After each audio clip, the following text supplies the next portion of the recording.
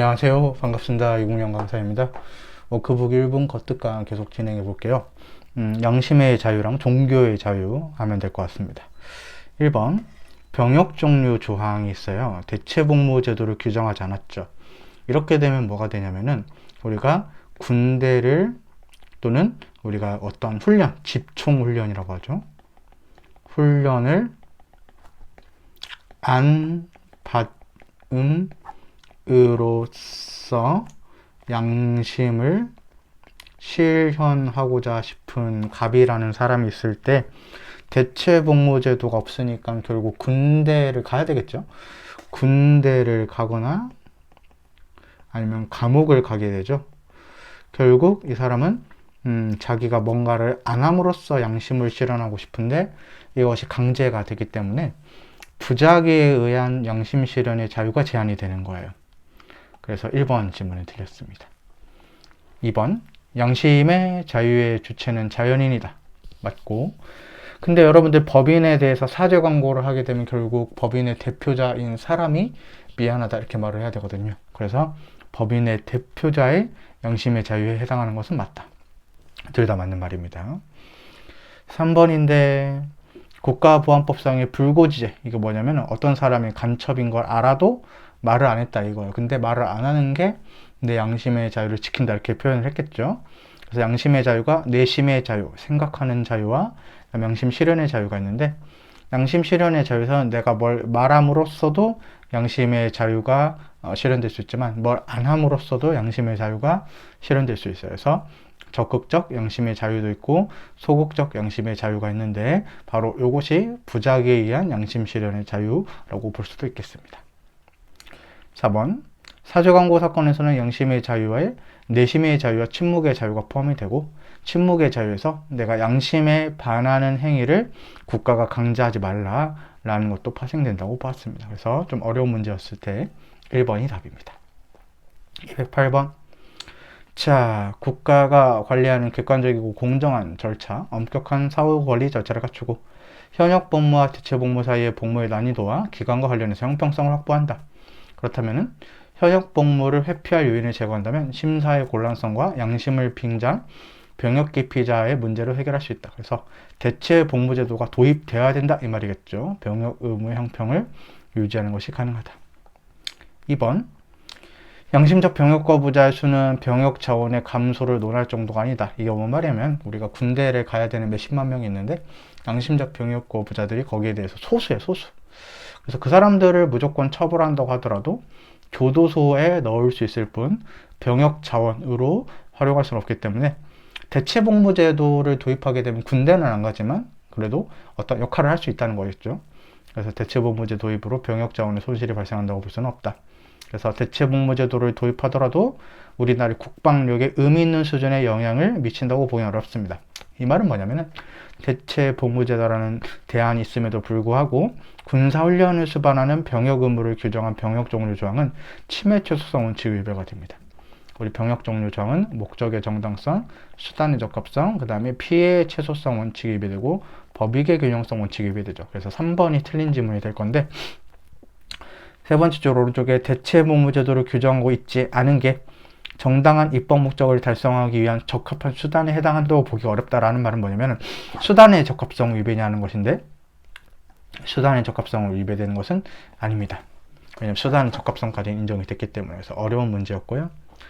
답은 3번일 텐데, 병역 종류 조항은 병역의 종류를 이렇게 5가지로 한정령해서 일교하고 있다.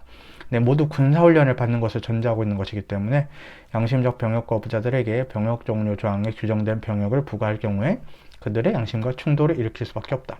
맞는 지문이죠. 그래서 어려운 문제에 해당했고 답은 3번입니다. 결국 목적의 정당성과 수단의 적합성의 문제는 대부분 위헌 판례라도 우리가 인정이 되고 있었다 이렇게 공부하면 되겠죠. 209번인데요. 1번. 자, 1번 질문 이제 그냥 한 번만 설명해 드릴게요, 여러분들. 비군사적 성격을 갖는 복무도 입법자 형성에 따라 병역 의무의 내용에 포함될 수 있고, 대체복무제도는 개념상 병역 종류 조항과 밀접한 관련을 갖게 됩니다. 여러분들 병역 종류 조항이 잘 보세요. 그 대체복무제도가 없다 이거냐?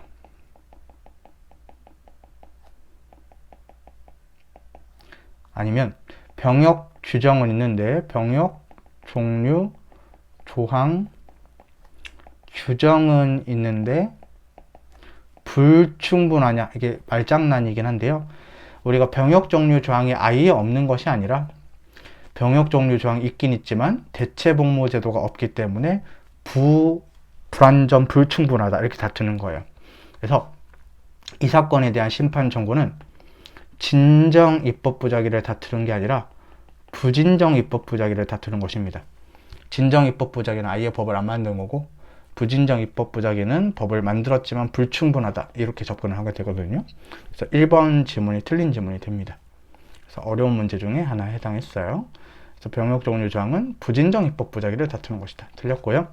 2번, 이 재판의 전제성이 인정된다는 것은 뭐냐면 병역 종류 조항을 위헌으로 만들어 볼 만하냐 이건데, 병역 종류 조항이 위헌이 되면은 우리가 대체복무제도가 없어서 위헌이라는 거니까 양심적 병역 거부자들에게 대체복무제도를 마련을 해줘라 이렇게 되겠죠. 그러면은 감옥에 갈 사람들이 좀 감옥에 덜 가게 되겠죠. 그래서 해볼 만한다. 그래서 재판의 전제성이 인정이 됩니다.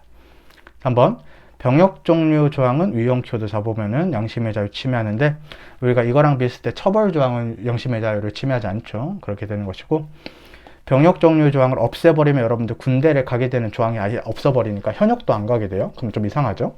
그래서 법적 공백이 생기게 되기 때문에 헌법 불합치 결정을 선고하게 된다. 그래서 답은 1번이 되겠습니다. 다음에 210번인데 여러분들, 자, 양심적 병역 거부 사건과 관련해서는 윤리적, 종교적, 윤리적, 도덕적, 철학적 또는 이에 유사한 동기에서 형성된 양심상의 결정을 이유로 집총이나 군사훈련을 수반하는 병역 의무의 이행을 거부한 행위를 말한다. 맞는 질문이 되겠고, 이 정도 읽어도 되겠고요. 2번인데 우리가 정당한 사유를 판단해야 돼요. 그래서 우리가 정당한 사유가 없으면은 이에 응하지 않은 사람을 처벌하고 있는데, 정당한 사유가 있다면은 여러분들 양심적 병역 거부로 인정이 돼가지고 처벌 당하지 않을 수가 있겠죠. 불확정 개념으로서 엄격한 적용으로 생길 수 있는 불합리한 결과를 막고 구체적 타당성을 실현하기 위한 것이다. 맞는 지문. 자, 3번. 결국 이 정당한 사유라는 것을 잘 해석을 해봐야 된다. 이런 말이 되겠죠.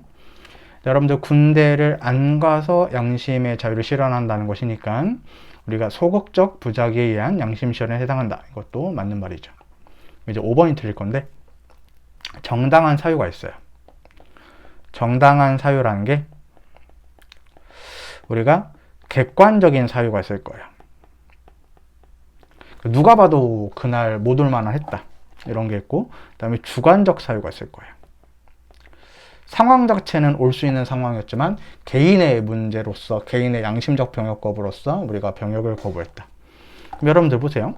우리가 양심적 병역 거부라는 주관적 사유를 인정을 한다는 거잖아요. 그럼 여러분들 보세요. 밑에서 두 번째 줄에 질병이나 재난 이런 것들은 객관적 사유에 해당하겠죠.